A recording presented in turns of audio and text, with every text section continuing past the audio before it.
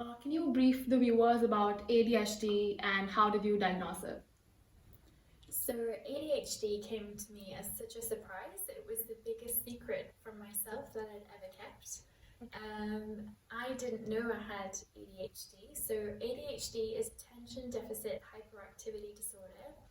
There are two types of ADHD. One is called attention deficit.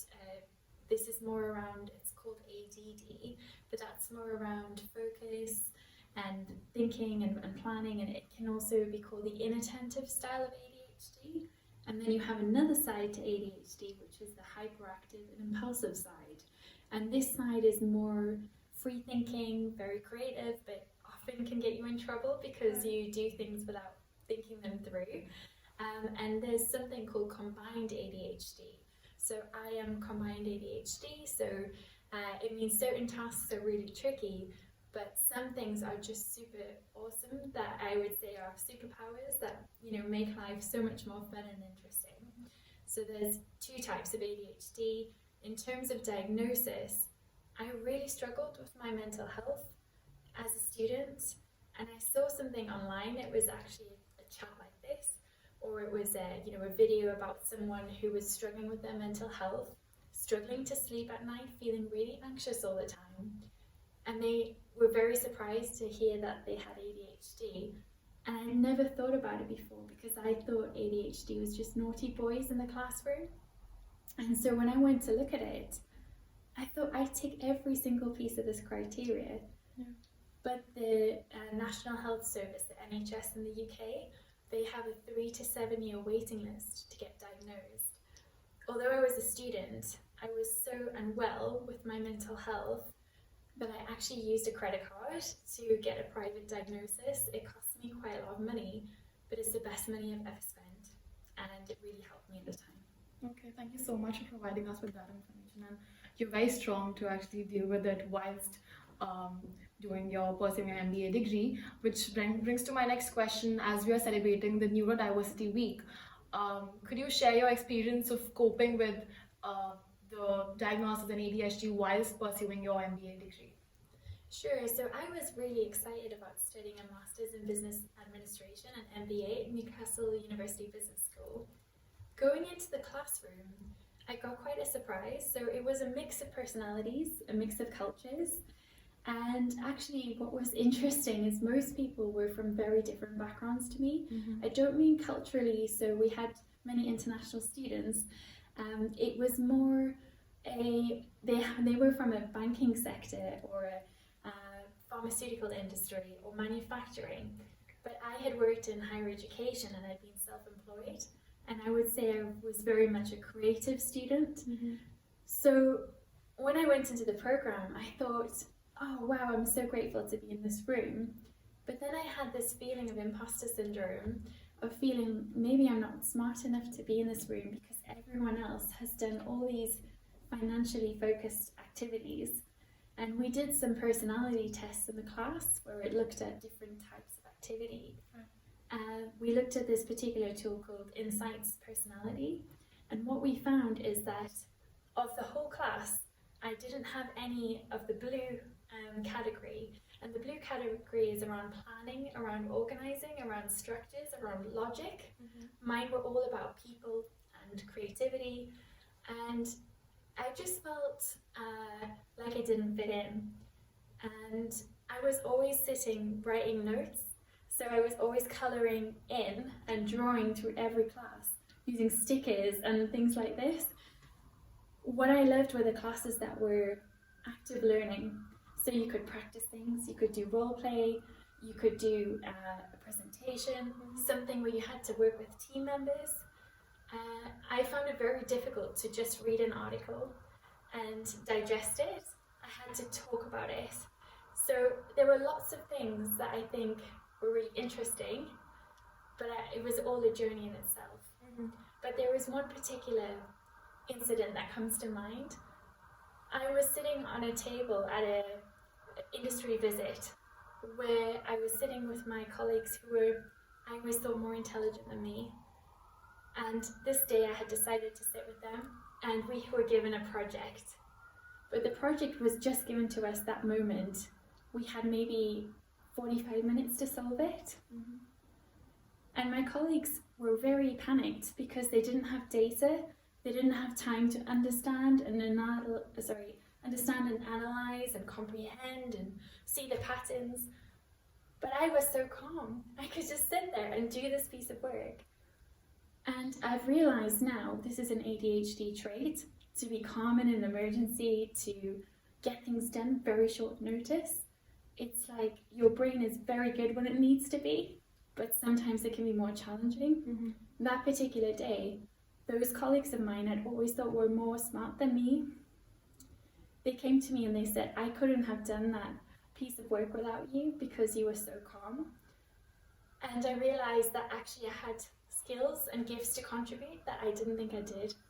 You know, even in this cohort, I would also be on the other side of the anxious and anxiety-prone students that we don't know how to do it. But kudos to you that you were actually calm throughout it. That's great. So moving forward with this, to what extent did the support from the university, the well-being services, help you out to get through your journey? So I think many students aren't aware of the Student Wellbeing Service. For me, this was life-changing. I didn't know that I had attention deficit hyperactivity disorder, so ADHD. What I did know was that I struggled. I was struggling to get work completed. I was struggling to get assignments done on time. So there is something which I'm sure many students watching will be familiar with, which is the personal extenuating circumstances, PEC forms. So I went to Student Wellbeing. I let them know I was feeling anxious, I was struggling to complete assignments, and they helped me to gain support, to have someone to work with me, to recommend resources. Mm-hmm. And I think because for me, I studied during COVID, it was a very challenging time. And having this team that I could talk to via Zoom, or even face-to-face at the university, it gave me so much strength to know that there were places I could ask for support. Absolutely, and platforms and the support, even I have seen some help from them, and they are very helpful and very supportive. So I hope that through this interview we will be awareing more and more students of the wellbeing support services that are available in the university. So with that, I would just like to ask, what tips would you like to share to students who are facing maybe ADHD or some other neurodevelopmental conditions right now? So I think one of the things that's hardest when you are undiagnosed ADHD or another neurodiversity is there are many things that people assume, whether it's in a classroom, whether it's in the workplace, even in emails. If an administrator at the university or somebody sends you an email, there is a lot of presumption that you will understand that message. And I think what I know about people who are neurodiverse is they don't always process information in the same way. A good example of this is I love ChatGPT. I think it's a really exciting development. Yes. And lots of people worry about it. Does it mean we will be without jobs? I actually think it presents huge opportunities because for me, yesterday I run my own business and I was struggling to read an email. Mm-hmm. And I copied and pasted it into ChatGPT and I said, please rewrite this for me in an ADHD friendly way. It came back instantly with headings, bullet points, and the deadlines in bold. And all of this information was very concisely put there for me. So I think what I'm trying to say here is my biggest tip is to ask for help, because sometimes we can feel there is something wrong with us when we're different, but actually we think in a different way. It doesn't mean we're broken, it means that we maybe need some extra support. That's lovely to hear. I mean, yes, students are definitely hesitant to seek help, but asking for help is never a bad option. So thank you so much for the insight. Now coming to your podcast, which is Flamingo Heights, if you'd love to share a few things for your podcast and what motivated you to start with it. So if you could share anything. Sure. So I have a podcast called Nurture Your Zest. Mm-hmm. I started this when I became a student because I knew I would be an older student, a more mature student. So I was 32 when I went to study, and I knew that I would be out of work for some time. So I wanted to build my portfolio and build my profile while I was studying. And I thought, well, what better way to do this than to interview people I find interesting? Podcasting was always for me a way to express myself and to share stories with the world. I love to hear different points of view. And what I found is that over time, it just it gained a lot of interest. The audience grew. And from that, I then created my own podcast studio called Flamingo Heights. So yeah, we can now help more people share their stories with the world through audio or audio and video podcasting. So we work with some bigger organizations to create a batch of content. It could be 6 episodes, 12 episodes. But what I also like is I created something called the Chatterbox Club. So this is a very good example of ADHD. When I was 8 years old, I was in school. I grew up in South Africa, and I was always in trouble for talking, for chatting. This is very common for women who have ADHD because that is how they express themselves. They keep all of their activity, the hyperactivity, inside themselves through anxiety, but they chat a lot. So the traditional idea was it was just boys who were naughty, but for women it's different.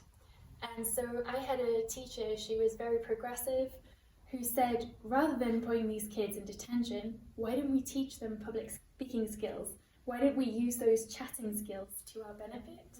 So they taught us how to debate, how to write stories, how to interview, how to negotiate, and those skills still stay with me today. That teacher changed my life.